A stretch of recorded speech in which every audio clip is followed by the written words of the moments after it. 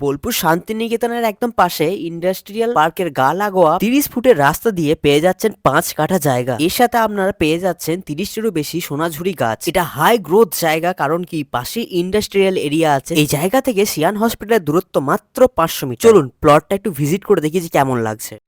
এখান থেকে প্লটটা শুরু হচ্ছে এইখানটা পর্যন্ত, আর এটা ভেতরে প্লেস।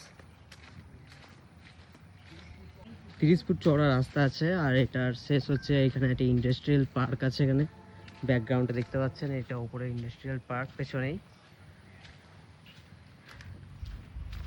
তো এটা শেষ প্রান্ত হচ্ছে এটা।